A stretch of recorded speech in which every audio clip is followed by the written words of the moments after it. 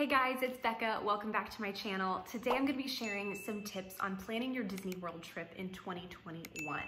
And I realize that the rules are constantly changing and a lot of these tips may not be relevant a year from now, but that's okay. A lot of these tips are based off of my most recent trip in December of 2020. So I really hope this is helpful, especially as a lot of people are deciding to start traveling again. And I thought this would be good to kind of update my Disney World planning guide since my last one a few years back. So let's go ahead and jump into it.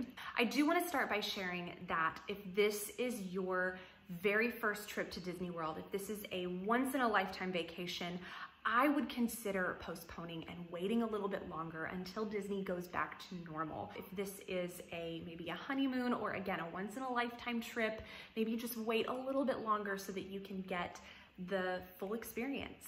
The next thing I want to preface is have the right expectations. Know the rules going into your trip because it will set you up for success. And you can hear Ellie Rose in the background. It's supposed to be nap time right now.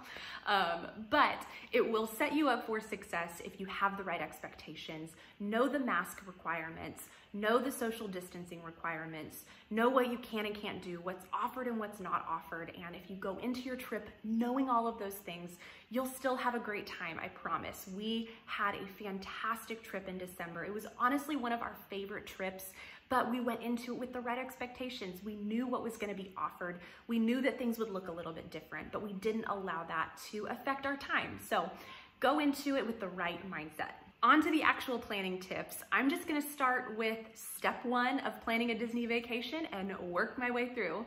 So the first thing you typically do is book your hotel. And if you are wanting to book on property for 2021, especially because this year is the 50th anniversary come October, you do wanna book ASAP. Do not wait, especially if you have a specific resort that you have your heart set on. Go ahead and just pay the deposit, reserve the room, and then you can be on the lookout for discounts later.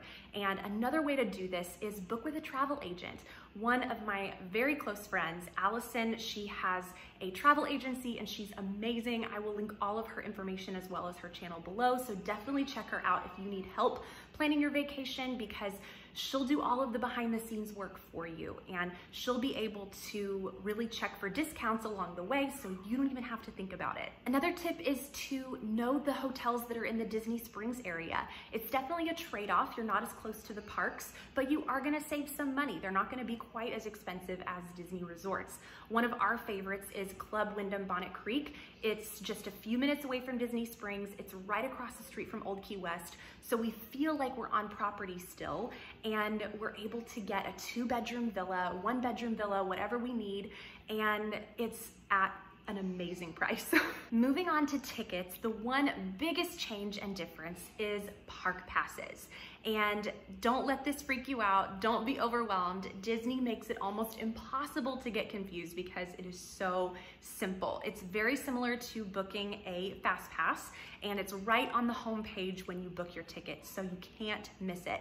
My one tip though is book your park passes as soon as possible. Do not wait until the week before your vacation, hoping that you'll get the park you want just because it is lower capacity, so the days are gonna fill up quicker, especially again, leading into the 50th anniversary. If you have your heart set on Magic Kingdom in the fall, I would book that as soon as possible. Go ahead and purchase your tickets to get those park passes. Magic Kingdom and Hollywood Studios are gonna be the first 2 parks to fill up first, and then Animal Kingdom and Epcot after that. So book Hollywood and Magic Kingdom first to make sure you get the days you want, and then you can decide later on which days you'd want to go to Animal Kingdom and Epcot. Disney has also added in a park hopping option this year. So this could of course change at any moment again, but as of right now, you can park hop at 2 p.m. So if you purchase a park hopper ticket, you'll still make your park pass as normal,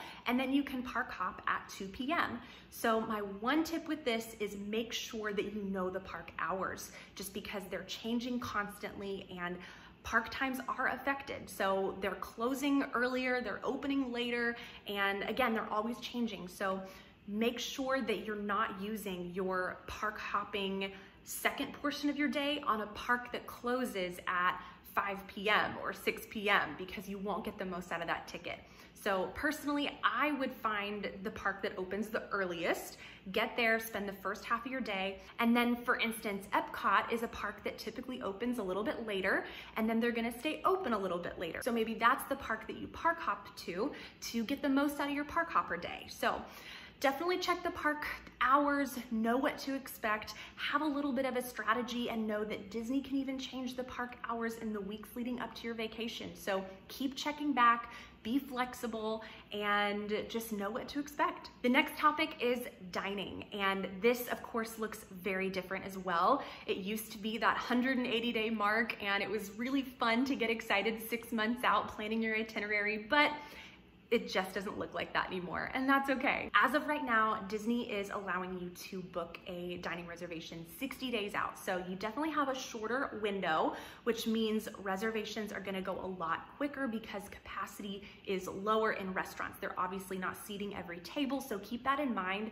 that a restaurant that may have seemed not as popular in years past, maybe there's fewer reservations available now just because there are fewer tables. So it's just something else to think about. That's what we found back in December, was that some of our favorites that seemed not as popular were a little bit harder to come by a reservation. I had to check multiple times to get what I wanted, but just know, keep checking back and you will most likely find what you're looking for. But if you have your heart set on something like Cinderella's Royal Table, I'm trying to think what else is even open right now. Chef Mickey's is one of the character options that's open. Same thing with Crystal Palace, anything like that with a character, definitely book those right at that 60-day mark because those are gonna go quick just because of that character option. Another thing to think about with dining is mobile order, which this is actually a really positive change, and I am just sold on the mobile order, mobile dining, mobile everything. I think it's so great. They make it so easy. You mobile order directly from your phone and you get a notification when your food's ready and you can walk right up, so you're not having to wait in line. You can go ride something, go just sit and enjoy an ice cream, I don't know, but it's really great to have that mobile order option. And then same thing for your dining reservation. Instead of having to trek all the way across the park, check in at the podium, and then you're waiting maybe even 10 minutes, instead of having to do that, you can now check in on your app. So as you're walking that 5-10 minute walk to the restaurant, go ahead and check into your reservation, and then most likely your table will be pretty close to ready by the time you get there. And this also helps prevent crowds from really bottlenecking at that podium stand wherever the check-in is. So I really like that too. You're not crowded waiting to just put your name in to let them know you've arrived for your reservation. So again, there's a lot of pros to this whole mobile dining, mobile check-in, mobile order, everything. I am a huge fan. Moving on from dining, another thing to be aware of is all the extra Disney things. Characters, fireworks, parades, they all look different. Currently, fireworks are not happening. I know that fireworks have been tested as of lately, so we'll see what the time frame on that looks like, but currently they are not happening at all. There are a few other light projection shows and things like that, so they still have found ways to make the end of the night feel special, so you still get to experience that. And same thing with parades.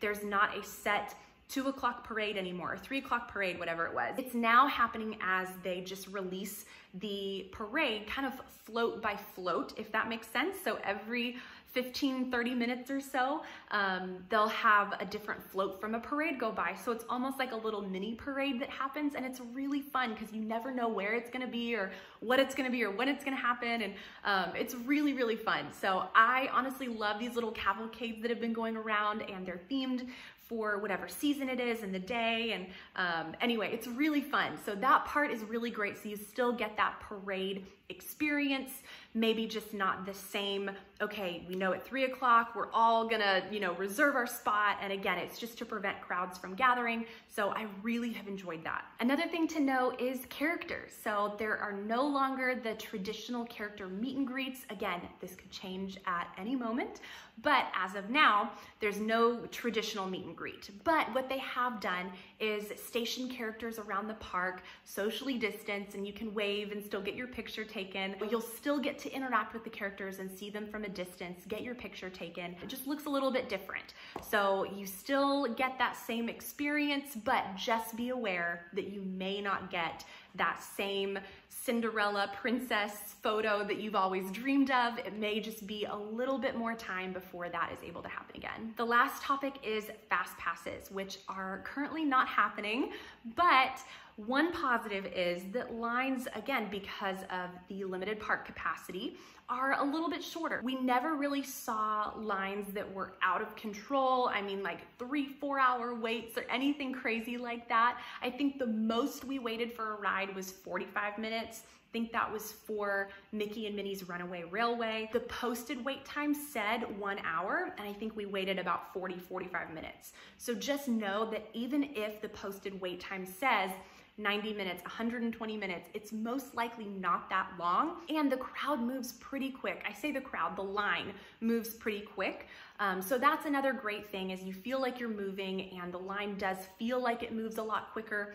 Peter Pan's Flight was another one that said it was a 45-minute wait, and I think we waited 15 minutes and the line moved so quick. I really enjoyed that.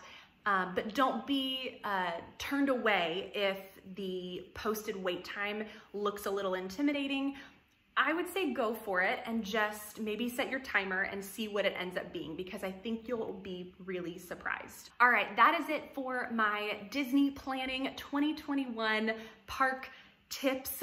I hope this was helpful. Let me know in the comments if you have any questions, especially since we just got back from Disney in December. So, you know, we're aware of a lot of the rules and kind of the ins and outs and how it worked and things like that. So definitely let me know if you have any questions below. I'd love to chat more. Thank you guys again for watching. Make sure that you are subscribed if you're not already, and I'll see you in my next one. Bye.